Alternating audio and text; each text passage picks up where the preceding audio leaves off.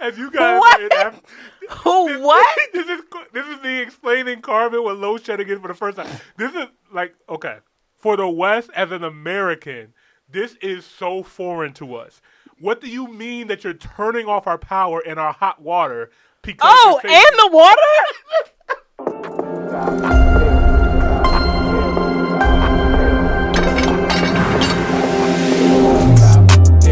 Top hill, just subscribe. Black. In case you guys forgot where we were. Let's get to it, man. 3, 2, 1.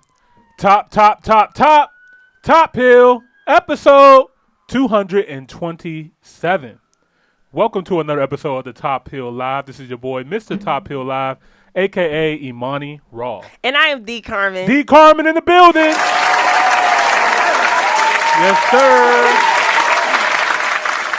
As you guys don't know, this show is all dedicated to bridging the gap between the culture, the diaspora. This is the hub right here, man. So all of our brothers and sisters on the African continent, in the Caribbean, in America, in the West, all around the world, this is where we come to share our thoughts, ideas, and get to learn more about each other and grow and yeah, man. So, all right. We're gonna check out a new channel today. Shout out to Nathan Peters. This is 7 things I wish someone had warned me about South Africa. Now, as you guys may know, Top Hill is trying to make his way over to South Africa, man. So we definitely want to know some things before we go out there. Should be warned about. I think this is a great video for us and the channel and stuff like that. Shout out to all the South Africans in the building, and shout out to Steiger for sending this video. We're going to dig right into it. This is 7 things I wish someone had warned me about South Africa. Let's get into it. It's Nathan here, and in this video, I'll be giving you guys 7 things that I wish I knew before moving to South Africa as an expat. Let's get into it. The first thing is the power situation. Now, correct me if I'm mistaken, but load shedding is no longer a thing anymore, at least as far as I'm concerned. There was an election period, I think in April, and then since then, I'm not sure. So load shedding is when the country or the state, the part of South Africa that you live in, will turn your power off to save energy and electricity. What? I know. Do they pay for electricity? You what? Yes. You. So let me get this straight. Yeah. Yes. I volunteer as tribute. Is this like for like a day, or like is it pre-scheduled, or do I just wake up and I'm fucked? Like what? Sometimes it is. Sometimes. And I pay for it. And you pay for it. Do they deduct that month that they decide to take? But you said they stopped it. Oh my God, dog! This is yo. This Excuse is me. funny. Like, okay, as you guys, What? What? This is me explaining carbon what load shedding is for the first time. This is like, okay, for the West as an American, this is so foreign to us. What do you mean that you're turning off our power and our hot water because and the water? Yes. And the water? And I gotta pay for these things? Yeah, think about it. Yeah, you might think you about to get a shower, but no, you're gonna have to wait like an hour. Is this for the greater good of the country? Like, I'm confused. I mean, it depends on who you asking. It depends on who you asking. Whose funky ass is using up all of the hot water to the point where they're like, yeah.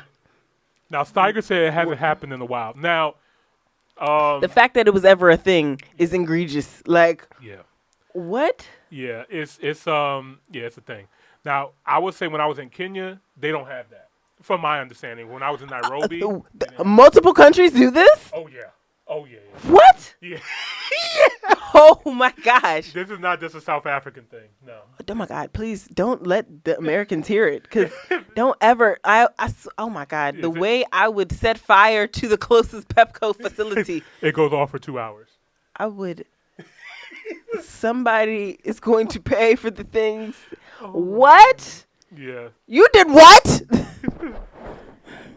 Excuse me? Oh, Monty, we will be here all night. Please. Huh? Yeah. How yeah, do that's the so? thing. How do you Probably how do you unfold that to somebody? Like, yeah, you Yeah, the power might just shut off. Nah, you're short. And you no, you're not getting a discount now. Yeah. Yeah. That is a thing. Boil some water. Good night. Like, light a candle and boil some water. What? Yeah. Shout out to Alvin. He said Kenya is the only place with no load shedding in Africa. It's the only place in the entire continent? Now, you know I love me some Kenya, but I won't be bold enough to say it's the only place. I don't know if Rwanda has it. I don't know if Ghana has it. No.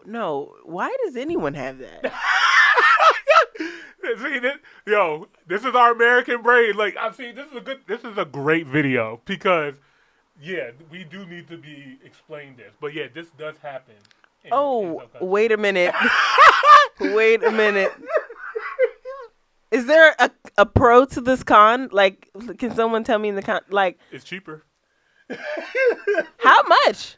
I mean, the housing, out there compared to here. No. How much is that electricity bill for Steiger, can you let us know like what a is standard family? an average price for the electric bill in South 'Cause Africa? what? Yeah, that'll be. Oh, that'll be there helpful. would be hell to pay. And no hot water. You have to wait 2 hours. But yeah, I would be just angry. Like, how are these people so just happy to live? Like, I would profusely be just livid. No one talk to me. oh my God, My this whole is street amazing. would be like they would. There is going to be hell to pay. Like, you all are going to be with me or against me. We're going to uprise one street at a time. No more load shedding in Africa, please. It's prepaid. You pay how much you use. Okay. All right. Okay. Oh, okay. All right. Whatever that fucking means. Hell no. Okay. Elections are directly related to load shedding, but there's no longer any load shedding anymore, but they've done something different to replace it. There's something called load reduction. Now, the only good thing I liked about load shedding is at least you can check on your phone anytime there's a schedule when there's load shedding. But with load reduction, the small difference is it happens in certain areas, right? And as far as I'm concerned, there's no real schedule when load reduction can happen. So it can pretty much happen anywhere at any time, right? Now, I haven't had any load reduction in my specific area. And of course, if you decide to move here or travel here, please do your own research in terms of the places where there is load reduction.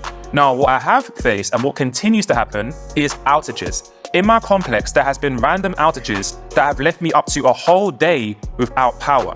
Now, one of them happened last week when I was just doing my work as usual, about to start my day, and I checked downstairs and I realized the Wi-Fi wasn't working because the entire complex has gone off. So what do? I use my UPS device. If you don't know what a UPS device is, basically like a power bank used to power up at least your Wi-Fi. So if you're taking calls or you need to use Wi-Fi urgently, it will last for 2 hours to ensure you have Wi-Fi for that period. But 1 hour turned into 2, 2 hours turned into 5, and before long, my UPS device was out. So I took my laptop with me, I went to a local cafe and started grinding from there instead. Now, it's very inconvenient. I don't like working out of cafes because for my career, I'm in remote sales. I need to have quiet. I don't want to have any background noise around me or anything like that. I need to be in a quiet environment like in my home where I can take my calls and be completely focused with my clients. But in that instance, I had to go to a cafe and take my calls. That wasn't even the worst example though. An even worse example happened when I was in a sales call. I was on a call with a client and my power went out. I was on the call on Zoom and I noticed, like, you know when there's like a bit of buffer with your Zoom and you're like, you can hear a bit of lag and it freezes and it's like freezing mid-screen. I noticed the Wi-Fi went out. So I was there panicking because this is a sales call. But if I closed the deal, which I didn't, by the way, I would have ended up with a few $100s.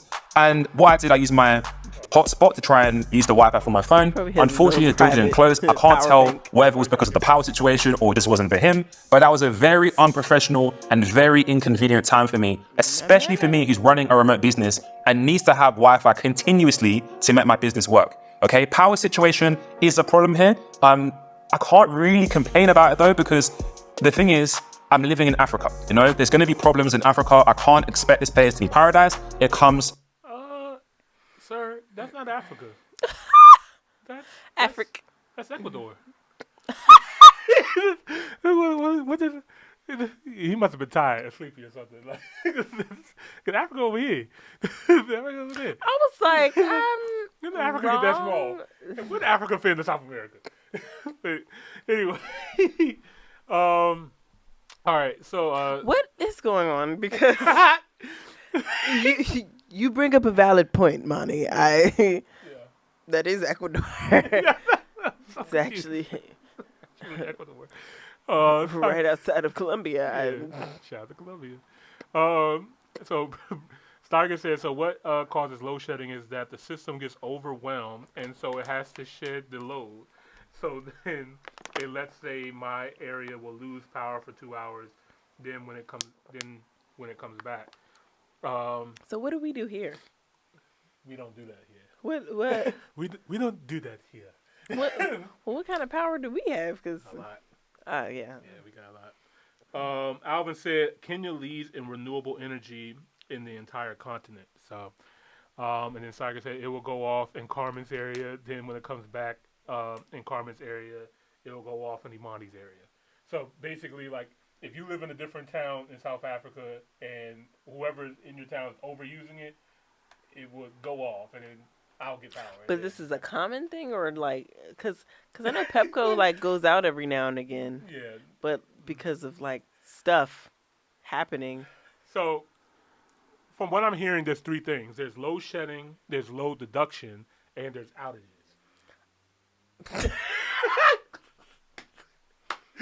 Oh my God, dog! I don't know why this is so funny. Like, talk, because I get where you're coming from. Because like it's like American brain. Like I was there with it too. Like I was like, what do you mean the power is just gonna go off? But I'm just imagining if I blindly moved out there and Oh. someone's trying to explain that to me over the phone. Yeah. I am going to start cussing. Oh my God. I'm dog. going to get ignorant. And then they're gonna be like, send her back to America. Go back to your country. I'm here. Right. Oh my God. It says also due to high demand, but supply is not enough. So hopefully, I guess everyone didn't always have power. yeah. Hopefully that gets fixed. I'm living in Africa. You know, there's going to be problems in Africa. I can't expect this place to be paradise. It comes with problems, right? The next thing is the concept of time. You probably heard me say the concept of black man timing. You probably think I'm just joking, but it's actually a real thing. So Hey, let me give you an we run on example. black man Some things time that South too, Africans son. say is We now or good. just now. We So they'll got tell that. you, yeah, I'll be there just now. Or I'm coming now, right? These phrases will mess with your head. I once had a meeting set for now. Rookie mistake. I was there on the dot, and 2 hours later, people started rolling in, right? At this point, I just go with the flow. I've realized I'm living in Africa. That means everything runs in African timing. Now, when it comes to vibes, when it comes to going out on a Friday night, I'm chill. You want to wait an hour? Heck, if you want to wait 2 hours, I'm cool with that. But when it comes to actual business and important adult stuff, like my visa, which I've been waiting for several months now, I'm still waiting to this day, that is when it's more problematic. And one big problem I have, and I've spoken to other expats as well who want to move to South Africa, and the whole waiting period is that you could be like, I could be in the middle of trying to buy a property, or I could be building a relationship with a woman, and then imagine having that taken away from you just like that because the visa didn't work or that you waited too long, you know? For me, I'm looking to make Johannesburg as my long-term home. I want to stay here indefinitely for the next few years, right? So for me, I'm now thinking a bit more long-term. And the thing I don't like about this visa application process, it gives you false expectations because it's always like thought in the back of your mind is it going to come? When is it going to come? Like the deadlines are so, there's no clear set deadline, which is one thing I didn't really like about the whole immigration process here. It's not like other countries, which I've seen like Thailand or Bali, where you submit the application, you pay for the visa and you get it within a month or two. Here, they don't even tell you how long it's going to take. I know people who've been trying to apply for permanent residency here for 2 years. Imagine waiting 2 years. You could have found your wife, you could have made an investment, you could have bought a house, and then all of a sudden, you're told you have to go back to wherever He's serious about marrying that girl. Like he brought her to try. Like I'm trying to marry this girl. you're from because your visa was unsuccessful or whatever it might be. That's where my personal issue is. It's like they should at least communicate with you in terms of the timelines. But what can I expect? Like I said, now means I just woke up. I haven't bathed yet. I'll definitely be on my way. That's what now means. I ain't gonna lie. That's universal. That's universal black people shit. Yeah. I ain't gonna lie. like, I'm 10 minutes away. I just left my I house. definitely need like an hour, bare minimum, just to get started. Like, Oh my God. We were supposed to start Top Hill like. Never mind. it's just to get. Everything runs on African time in here. Not the time On a to lighter start. note, one thing that really shocked me, and this is really what sold me actually, is the vibrant social life here in Johannesburg. Now, living in London, I did not really have an extremely outgoing social life. Not because I didn't have people I could have a social life with, but more or less because the vibes in London just isn't it. Because you go outside, it's grey skies, it's cold, everything's so expensive. And even if you do manage to save a few £100 to have a nice night out, the times which I did, I never really even personally enjoyed it. Compared to South Africa, where you have Afrobeats, you've got a Mapiano, you've got such a vibe. Oh, it's like the East Coast. Yeah, London is very much like DC. Except like they do a lot of stabbing out there. A lot of pokey. I would poke your ass back. Hey, you want to get chef, fam? Yeah, I don't. Shout out to London. Shout out to the UK. Shout out to all the drill niggas. But I'm good off the UK. I'll be honest with you. And they don't have no freedom of speech over there. It's a whole bunch of. Well, it sounds like we doesn't need to. We don't do that. So. Yeah. Well. Well, what? How? Like, what do you like? I can't say. Oh, I guess I can't talk about the Queen. Oh hell no. Yeah, we put your ass in jail. In jail? Free Breezy, by the way. Shout out to Chris Brown. Oh, I love the Queen. Yeah. Vibrant nightlife and social setting. Now, even though myself, I'm more of an entrepreneurial type person, I'm not the kind of guy to be going out every single day or every other day, or I would even say at this point, every single week. Whenever I'm invited out somewhere, I will go. If one of my boys calls me, hey, let's go to Concar, let's go to here, let's go to there, I will go, right? I'm not the person to stay in my room all the time. And one thing I do like about South Africa is that when you do want to have a nice time, those options are available to you. Whereas in London, to be real honest with you, I've never really had a good time in London. Maybe if I go there again and I try, maybe it might be a different story, but at the moment, I have not really had an amazing time in terms of social setting in London. Now, let's move on to the dating scene in Johannesburg, because this is another selling point, and I know especially our African brothers. In fact, with African brothers, I was on a call with a guy who lived in New York, and he said he found his girlfriend in Cape Town. And it's not only just us, African black people, it's also white people who are finding these South African women very, very attractive. That's one aspect of it. I mean, physical attraction, you're going to see many, many attractive women here. At least I have personally. I don't know what your type is. If you're the man that watching this, I don't know what your type is. But there's many beautiful, curvy, thick women here. The only thing you've got to be careful of, and this is especially to the Nigerian guys, because I see it with them the most, is using your financial resources, using your money to try and get these women. It's like throwing in a reel with a rod, a fishing rod of bait, and you're trying to catch them, because these slay queens, they're going to feed onto the bait very easily. I was really starting to deep, like, why are these South African women, why do they love Nigerian men so much? And it's because Nigerian men love to spend. They spend, they know how to treat South African women well, they lead with their wallet. Now, I'm not the biggest fan of that. I'm not saying that if you have a girlfriend that you're seeing, I personally don't have a long-term relationship as of yet. I'm saying if you want to spend on your girlfriend who's shown you that she deserves it, absolutely do what you want to do. But I'm just not the biggest fan of leading with that, because then that's what she's ever going to want. Imagine you've got a bad month in your career, bad month in your business, your P's not where they were before. Now, she's going to start losing affection for you because you've led with that. So that's one thing that if you're an international expat, I get it, geographic arbitrage, you're coming in with your 50K salary, 100K salary, 200K salary, you come here, you're going to be living like a king, but you just got to be very, very careful not to start simping after these women. Focus on the things that you can actually control, such as your appearance, your fashion sense, your intellect, your charisma. These things will go. Was this for this video for men? Like, I don't know. I guess he said nothing for the ladies. Yeah, you gotta give it for the ladies too, man, because there's definitely women coming to South Africa as well too. I don't know what the South African men are like for y'all, but Are they stingy what it sounds like, well, or frugal? how do I want to say this? How do I be respectful, Imani? Okay. Nigerian men, Black American men, they do leave with their dollars a lot. They be tricking. They be tricking.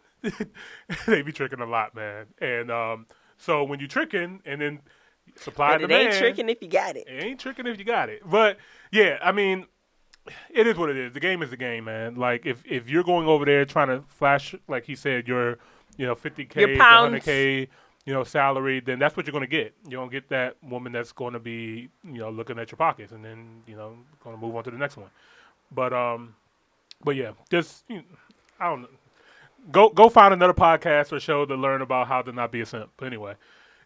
Along the way, and I'm trying to turn this into a dating coaching thing, but like this is just what I've experienced living here for 12 months. All right, the next thing is a safety situation, right? Let's talk about safety, because everyone, before I moved to South Africa, so I was living in Dubai for a little while, and people still had their opinions, but it wasn't as bad as we moved to South Africa. People said, okay, Dubai's cool, new money, a lot of people are moving there. It was considered normal, but moving to South Africa, I got a lot of comments because of the stereotypes that people have said. Obviously, crime and even racism. Like, I know, bless them, my family in the 90s, obviously apartheid and all those things, they think apartheid is still basically running in South Africa. Now, there are obviously some places in South Africa, I can't remember the exact name. I was watching a video from somewhere. There's like this place in South Africa where there's only Afrikaans people. I thought that was cool. We can't escape them. This is supposed to be a fun episode. You can't escape the damn Afrikaners. Anyway. I'm not going to say anything. Oh, my God. I'm going to let it rock. But, yeah, but to go to a black country and experience racism is just mind-boggling to me. Burn it all. But as you guys said, the Afrikaners stay in their lane, and then everybody else stay in their lane. Cool, but that's still wild. That's wild work. Didn't we try something like that over here? Yeah. Crazy, but there are obviously still remnants of the apartheid. You can see it, and especially in Cape Town and some areas, definitely there as well. But it isn't as bad as what people are making it to seem. And I do find a lot of the Afrikaans people that I've met here have been very, very nice to me. I haven't experienced in Johannesburg anyone really treating me different because I'm black, but I do know in some parts of South Africa that is still prevalent. But in terms of crime, because that's more of an egregious problem that people are more worried about, at least my mum was worried about, because crime rate is inevitably very, very bad in Johannesburg, especially. But for me, I've been out many times. I still have my phone. It's never got stolen. Yeah. I think I'm just a bit more street smart than the average person. By God's grace, nothing has happened to me here. No one has done nothing to me so far, right? Nothing has happened to me. And I feel like the reason why that is because firstly, I'm not someone who goes out every single day. And even if I did, I'm extremely cautious of how I manage my possessions, right? So for example, I'm not gonna have my phone out all the time, right? I'm gonna make sure it's in my pocket and away, especially when I'm in places where it's very crowded, because that can get stolen. Like one of my friends, he's had his phone stolen a few times. He's had his camera stolen. He's had things stolen. What? Just taken. One thing to be careful of is when what? when you're like, let's say you're in an Uber, and then the traffic light when it stops, right? There's something called grab and go or smash and go. Smash and grab, that's it. Smash and grab. So what they can do, when you're in a very congested traffic jam, these guys can come in, smash your car, then take your phone and run. And there's nothing you can really do because you're in traffic, you can't move anywhere. So when you're in traffic, just make sure to have your phone tucked away, don't have it out, and you're good, right? I'm not saying that this can never happen to you. Again, we live in Africa, these things can happen. But just be extra careful. But from what I've experienced and what I've heard from other people, there's no... People get too close to my window. There is knife crime, but I haven't really heard that from people, to be honest. That's the only challenging thing about traveling, and especially if you are a tourist, you can't bring our guns to South Africa. No, I'm just saying, like, certain perks of living in America, too, I guess. Yeah. You'd be scared to run up on somebody's window. Hey! Yeah. I was just trying to clean your window. Like, nah. Especially if you live in a place like Texas or Florida, like, they do not play that shit. Like, man. Quick draw McGraw. Right. Quick draw McGraw. Be honest with you, all I've heard is petty crimes, like having your phone stolen or laptop stolen if you're not careful. But aside from that, it's not like London where there's people shooting and stabbing. I mean, it does happen here, but I've just not really heard it from anyone as of yet. One thing I do recommend, guys, is to speak to the locals, speak to your neighbor, ask them the best places in your neighborhood to go, where are some good places to go, where should I not go, because they're gonna know the place better than you will. Of course, you've got to have your own sense of street smart, but I think you'll be fine. I don't think it is as bad as you think it is. The next thing that no one told me, and this might sound a bit obvious, but Johannesburg or South Africa have their winters in the summers and their summers in the winter. So right now it is winter and we're in August, right? But in London, it's summer. But the thing that really kind of plays with me is that their winters are not like London winters. So this is winter, but it's not like, I mean, I'm wearing a jacket now because outside it's quite cold and it does get quite cold in the nighttime, but during the daytime, it's very, very warm. It's like the same temperature. I looked at the temperature between London and Joburg and it was the same. And now it's peak time summer in London and in Joburg, it's peak time winter. So Winters are like London summers, and Johannesburg summers are like something else you've never experienced before. That's all I can tell you. So you're not going to have any snowfall. I mean, someone told me there was snowfall here. I've never seen a drop of snow anywhere in Joburg. But winters are not like winters you'd experience in London, and summers are not like anything you've experienced in your life before. That's one way I can tell you. So completely different temperature climate, completely different weather. And I enjoy it. I like the warmer temperature. I like walking outside and getting vitamin D. In London, you can't really do that. You walk outside, it's freezing. You just want to stay inside and stay indoors and not socialize with anyone. Here, the vibes, the weather, it's so much better than London. And the final thing is lifestyle adjustment. Now, back in London, I was working 8-hour days. I was just a workaholic. I never really went out. I never really experienced life. I would argue, I wouldn't say depressed, but I would say I was miserable. I didn't really have anything nice to look forward to. And I think partially that was because I just didn't have a work-life balance. I didn't know really how to incorporate a work-life balance. When you're building yourself up in London, things are just so expensive and you can't do anything because you don't have enough money to do the things that you would normally enjoy. Compared to living here, I don't need to spend a lot of money to enjoy or have a nice night out or do something different. And by the way, night outs aren't the only things you can do here. There are other things you can do. You can go to theme parks. There's amusement things you can do as well. But majority of the time, I'd say when I go out, it's usually nightclubs and events and social gatherings. And the people here as well, they work normal 9-to-5 jobs, but they know how to adjust that into, they don't have a work-life balance. They have a social life outside of their work. People here are overly generally quite warm. You can have a good time with people. So at first, I thought that people here weren't serious. That was the first impression that I got from people living in South Africa. These guys love to drink, they just party all the time.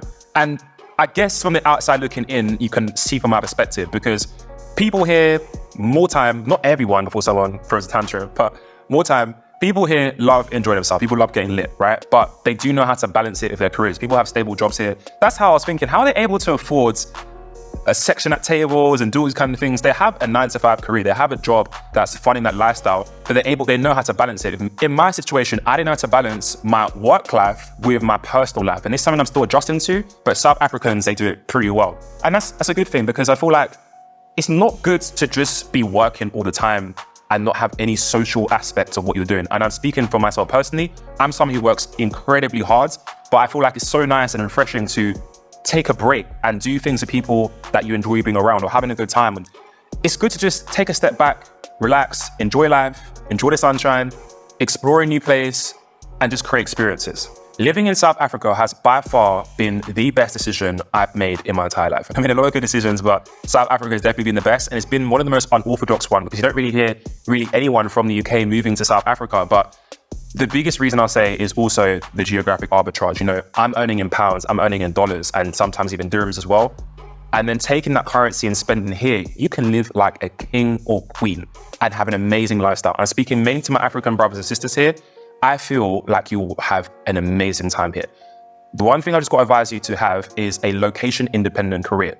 What I teach is remote sales. I feel like that's by far the best location-independent career, the one that gives you stability and financial upside. But there are many more remote careers you can get yourself involved in if you want to have this kind of lifestyle and earning pounds, earning dollars, or earning whatever currency that's stronger, and then come and live in SA and have an amazing lifestyle. Of course, you got to figure out the visa situation on your own. I'm not quite qualified to talk on that as of yet, because I'm still in the process. But once I am, I'll give you some more advice on relocating here as well. So if you have questions about anything about moving to SA, on expat life, what my experience like being here, just drop a comment down below. And of course, if you're interested in enrolling into my remote sales course, it'll be the first link in the description. So Nathan, I hope you enjoyed that video and catch you in the next one.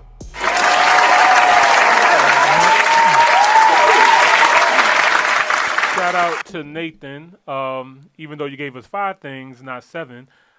Beautiful people. And said that Africa was South America, but it's okay. It's okay, I enjoyed Nathan. I enjoyed his video. Yes. He had some great points. He educated me. Well, everyone, you all in the comments, chat, and Imani, and everyone educated me on that, the power strike or whatever the hell you like to call it. Power strike. And yeah. Oh, man. Shout out to Nathan. Yeah, shout out to you, bro. I'm definitely going to subscribe to your channel as well, too. Shedding. Like, what type of fucking sadistic thing is that? Like, now, shedding. I was aware of these things that he mentioned. How did you come across that? Great question. When did I first? Because I mean, the countries that I've been to, I never experienced load shedding. I've been to Kenya, I've been to Ghana, I've been to Tanzania. Um, I haven't Is experienced it like it. a time of year that it happens? Like, It's so from what Steiger said too. It doesn't happen in every area, but maybe in more rural areas or the hood, stuff like that. huh? You know what I mean? Like probably the more you spend or the more wealthy the area is, the more rare it becomes. I would like to fucking think. Oh my God, dog! Yeah, My so 2 shekels isn't good enough for you. right. Now Steiger said that he hasn't experienced it in a long time since the new president. So Oh, okay. Well, the fact that it was ever a thing is like yeah.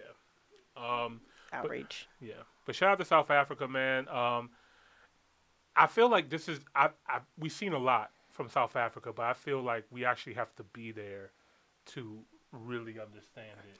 Oh my God! Imagine we get there and that happens. It's like, what's the fucking odds The of first that? day, load shedding. So Steiger said, "I'll break it down for you, Carmen, although you won't experience it." So Oh yay! yeah. Give us some reassurance. man. I'm more so just outraged that anyone had to experience Yeah, that. Like, yeah. It's like I said, for our American brains, this is completely foreign to us. But other than that, I mean, I already know that the women in South Africa are beautiful. I know the nightlife is fire. I know the work-life balance is great. So these are all things that I'm aware of as well too. So we knew that it got slightly cold there. Yeah. As well. Yeah. Now the crime, I mean, we from where we from, and crime is a thing out here. So, but it seems like I don't know. Like I don't know, man. I mean, I guess also, I guess it just depends on like one's experience prior to, because it's like, that could be like somebody's worst nightmare, like that traumatized them for life, like never breaking a so window and like yeah, telling someone to take like their don't get me phone. wrong, I would still be traumatized. I was Yeah, just yeah. like, I would do everything in my power to make sure that my car is on top of you. Like, you better hope there's something before and behind me. Yeah, and I mean, clearly South Africans have wealth, and we've seen nice cars driving around too. So like, I mean, It's like, and then for it to be about phones, it's like, yeah, all that for fun. Like, shout out to all the Kenyans too. The Kenyan videos that we did, we mentioned the phone, and they've been blowing our phone up about like, oh, you got the extra phone? Like we mentioned it in oh the yeah, video about the M-Pesa and having an extra phone. Like they want that phone. they want the phone. They want Alright. that. They want that phone. They did. Yeah, because phone out there is money. Like it's way more expensive out there than. DM me about the phone. Oh shit! You heard her. I hope you're ready because they're gonna flood your DMs, man. All right. But yeah, shout out to Nathan once again, man. No fucking wonder the people who fix phone screens do the things they do. Yeah. No wonder Apple wants their stuff back when they're like, yeah, just trade it in. You won't get any money for it, but you can just recycle it. Right. You can recycle it. Like, yeah, whatever.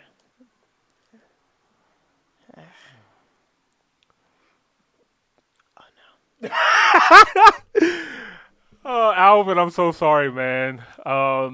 We're gonna have to get to this one next week, and I know I said that last week, and I think the week before. But we are way over our time. We try to do our best to get as much as we can out here. Today is a holiday as well too, and oh shit, where is it? Did I get rid of it? Let me show you guys. Did you guys know this is Memorial Day here in the United States? Did you know that Memorial Day was created by black men? No.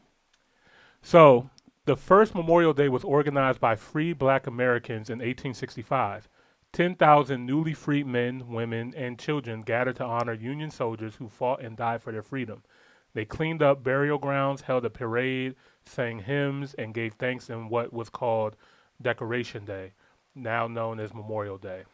Well, shit, I should have celebrated a little harder today. I'll take a shot. Yeah, so when we say that we built this country and we built the culture and stuff like that, this is what we mean. Like by brick. we do everything, and then they just take it, remix it, whitewash it, and resell it to us. Flip it and reverse it. Like Jesus.